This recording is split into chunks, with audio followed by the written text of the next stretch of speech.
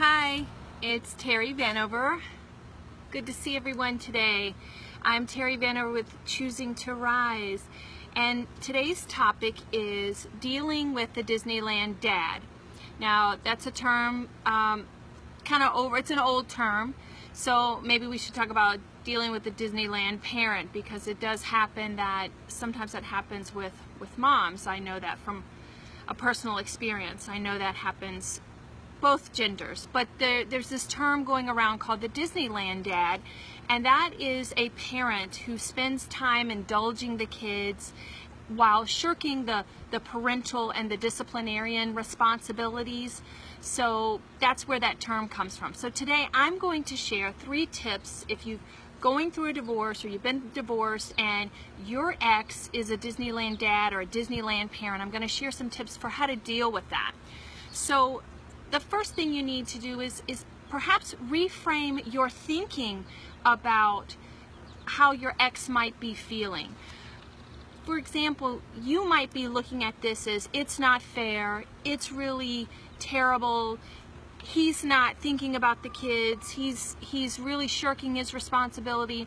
But what your ex might be thinking is that they have such little time. Perhaps they feel that it was unfair, their visitation or their custody agreement. Perhaps it was unfair. They feel it's unfair from their perspective. So they might just want to be using their little time in the best, most positive way they can. So they don't really want to do the disciplinarian techniques that a lot of the parents have to do, and they might not want to make that time a negative, so they let some of those things that most parents don't let go, they let some of that go in the hopes of making whatever time that they have with their children as positive as possible. So you might have to kind of reframe your thinking about how you're thinking about your ex. Kind of think of it in a more positive way. Perhaps you feel like it's really unfair that your ex purchases expensive gifts, they take them on trips, you are struggling to make ends meet, you are doing all the work, you're doing all the dirty work. So it gets difficult. It gets difficult when you're dealing with that. So that's where you need to think about, you know what? Money doesn't buy love, right? Money's not there when your kids are sick in bed and you're there by their side and you're taking them to the doctor, and your kids will know that. They will know that, and they will love you for that. So try to keep that in perspective. Maybe the ex is buying them lots of expensive toys and phones and iPads and all that stuff, and you're struggling to make ends meet. But when your kids grow up and they realize the sacrifices you made for them, they'll understand. They will see through the expensive gifts, and that money doesn't buy love. So try to keep that in mind.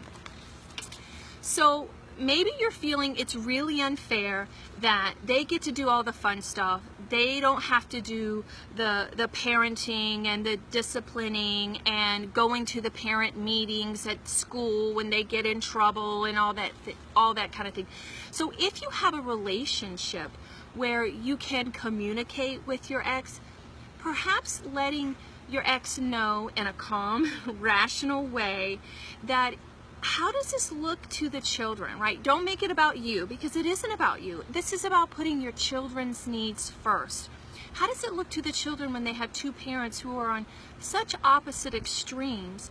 And perhaps putting it, saying, the kids are missing out on you being there for the parent-teacher conferences. They're missing out on you taking them to the doctor, or they're missing out on those important events. So reframe that for your ex on how it looks to the children, and how much better it would be for the children if you two were on the same page and working together for the good of the children, rather than it's not fair to me and making it about you.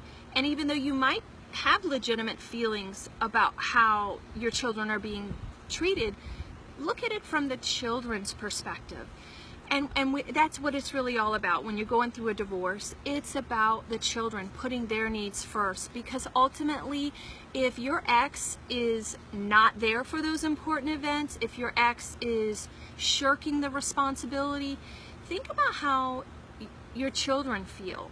yeah, they're being indulged, but they're the ones really who are ultimately that are losing out on the time with their parents. So it's important that we kind of put our own feelings aside and put our children's feelings first. So I want to thank you today thanks everybody for your comments, and thanks for watching today.